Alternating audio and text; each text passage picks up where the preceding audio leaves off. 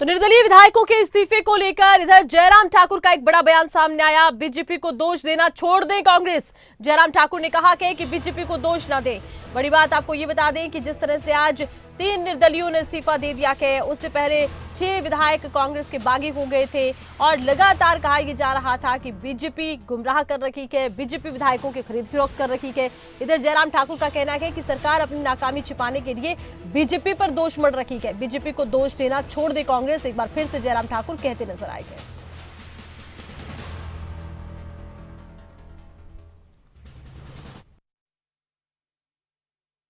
तो जाएंगे ही, और स्वाभाविक रूप से इस तरह की बातों को लेकर के जब बात होती है तो कुछ चर्चा में भाग लेना, बात करना, ये स्वाभाविक रूप से होता रहता है। लेकिन आज कुछ और विषय को लेकर के हम आप लोगों के ध्यान में थोड़ी देर में बात करेंगे।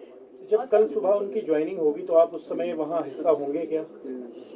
नहीं, मैं स्टेशन हूँ यहाँ पर। विधायक दल की बैठक हमने शिमला बुलाई है, हम शिमला ही होंगे। और सर, बार बार आप दावा कर रहे हैं, भाजपा दावा कर रही है कि हिमाचल प्रदेश में भाजपा सत्तारूढ़ होगी। मुख्यमंत्री ने भी जनसभा में कहा था कि जयराम ठाकुर को कुर्सी की इतनी भूख क्यों है? देखो, मैं एक बड़ी साफ बात कह रहा हूँ, कुर्सी की भूख नहीं है और कुर्सी की लालच भी नहीं है। और बड़ी साफ बात करो कि आपको कुर्सी बहुत बेहतर ढंग से संचालन करने के लिए प्रदेश की जनता ने दी थी, लेकिन अब आप नहीं संभाल पा रहे हैं, इसमें हमें मत दो दीजिए। मैं तो इस बात को कह ही नहीं रहा हूं, बिल्कुल कह ही नहीं रहा हूं। कुर्सी का तो कोई विषय नहीं है। हम तो ये कह रहे हैं कि इस सरकार को, जो भ्रष्टतम सरकार है आज तक की और बदले की भावना से काम करने वाली सरकार है, इस सरकार का गिरना हमारी वजह से नहीं, अपने ही कारनामों की वजह, अपने ही काम करने के तौर तरीके से हुआ है। इस बात को मुख्यमंत्री को समझना चाहिए। 6 विधायक कांग्रेस के पोलिंग बूथ पर बैठे इलेक्शन एजेंट को राज्यसभा के चुनाव के दौरान अपना वोट दिखा करके गए हैं कि लो, हम 14 महीने से आपको समझाते रहे, बोलते रहे, आपने सुनी नहीं, मानी नहीं।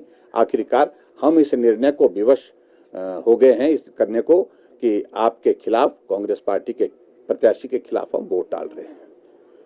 और उसमें आगे बढ़कर के आप देखें, कांग्रेस का मंत्रिमंडल से त्यागपत्र देकर के बैठी है।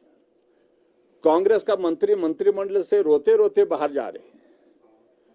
कांग्रेस की अध्यक्षा चुनाव को लड़ने के लिए खुलेआम प्रेस कॉन्फ्रेंस के कर रही कि हालात ही नहीं है चुनाव लड़ने लायक, क्योंकि काम ही नहीं हुआ है 15 महीने में और सांसद निधि से चुनाव नहीं लड़ा जा सकता है। जब उन्होंने अपने आप ही सारी बात को स्वीकार किया है तो उसमें हमको दोष देने का मतलब क्या है? बीजेपी